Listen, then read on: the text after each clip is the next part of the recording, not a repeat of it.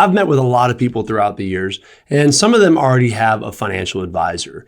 And many people that have a financial advisor, or maybe even are thinking about getting a financial advisor, are not really sure on maybe the services or maybe the value that they should be getting when working with an advisor. In today's video, we're going to discuss the topics and solutions and value that you probably should be getting from an advisor. And if you're not, some areas you might want to talk to your current advisor about enhancing your plan and your relationship with your advisor. Enjoy.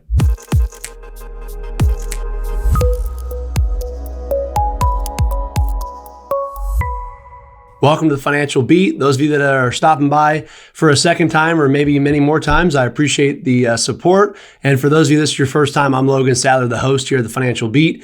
And as many of you know, we do a radio show, which is actually right here on the YouTube channel as well. But we record it here weekly. And I actually just got off the radio show talking about something that's very valuable, and I think a lot of people have questions on. So I thought it'd be a great time to jump over here on the YouTube channel and slow it down a little bit and talk further about that conversation. So many of you out there have an advisor, or maybe are searching for an advisor, and you're kind of wondering what that relationship should look like.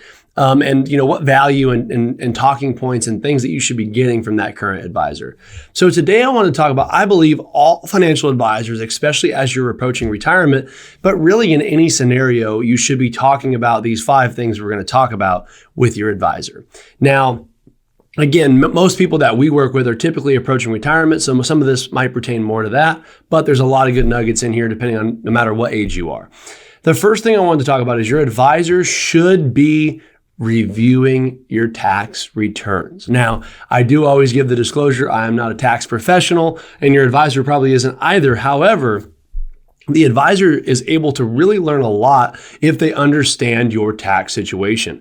Most of the time, I always tell people it is so hard to give investment advice or really dig deeper in a financial plan if you have no idea where their current tax situation is, because there's a lot of things that your advisor should be breaking down. Should you be contributing to Roth contributions or tax deferred contributions? Should you be doing Roth conversions? Should you not be doing Roth conversions? Should you be exploring tax loss harvesting, selling in brokerage accounts? What's your long-term gains rate? There's a lot of these types of conversations that need to happen. However, you can't really advise on these situations as the advisor if you don't understand their tax situation. So I think number one would be, as an advisor, if you're out there and you have an advisor and they're not asking for your tax returns, or they're not talking about current and future tax rates, that is definitely something you need to be bringing up, or looking for an advisor that does have those conversations to further deepening the planning conversation. Because I think a lot of us would agree, and I've done a lot of videos on this, how important tax planning would be and could be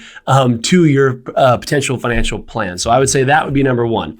Number two, I would say evaluating the fees and expenses of your portfolio. One thing I'm a huge fan of, and one thing I never say fees are bad, or I never say expenses are bad.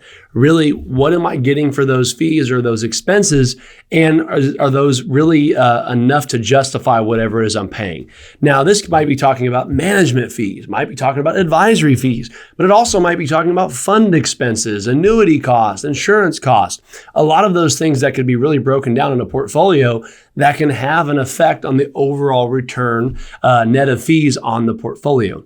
I know from experience when meeting with a lot of you, we have older accounts. Some of them we haven't looked at in decades, it feels like. And unfortunately, the fees might be very high in those types of products, those accounts, and we haven't looked at it, right? We might have old mutual funds, old variable annuities, or things like that might have, maybe a lot higher cost than what you probably can get today, or really the last 5, 6, 7, 8, 9, 10 years where fees have been a lot more talked about. So I think understanding your costs that you're paying your advisor, but also understanding all of the expenses that might be involved in your plan. Not saying fees are bad, but understanding what you're paying and what the value you're getting in return for either that product or that service for what you are paying. So that would be number two. Number three, discussing your retirement income plan. I feel like a lot of advisors, and again, there's a lot of really good advisors out there, and I know a lot of them all across the country. There's a lot of really good ones. However, a lot of advisors just like to manage your stocks, your bonds, or sell you an insurance product or policy, and all of those things can be valuable. However, I do feel a lot of people aren't putting the work in when it comes to a financial income plan, a retirement income plan. As I've done here many times on the video, on the YouTube channel here and videos, explaining how important that income plan can be. I always say it's basically like the gasoline of the vehicle, right? That's what keeps the retirement going, is the income coming in. And so spending some really important time understanding and doing the due diligence to make sure you understand your cash flow situation. What's my income going to look like in 5 years when I retire? What after I retire, when can I do some inflation adjustments? Is my income going to be adjusted for inflation?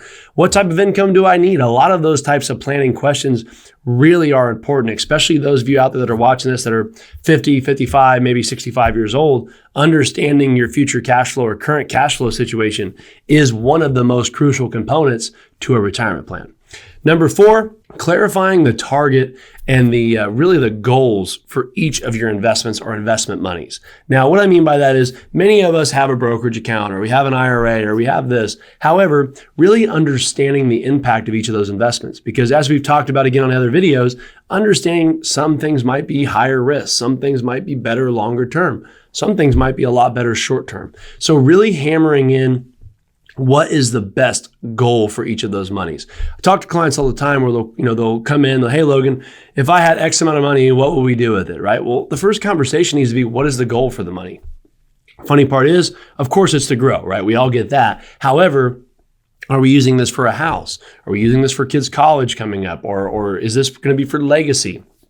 Do we want to see that money fluctuate? Do we want to see no fluctuation? So a lot of those questions as far as what is the overall goal and timeline for those dollars in your retirement plan is super important. I think it is one of the most important conversations the advisor should be having with the client.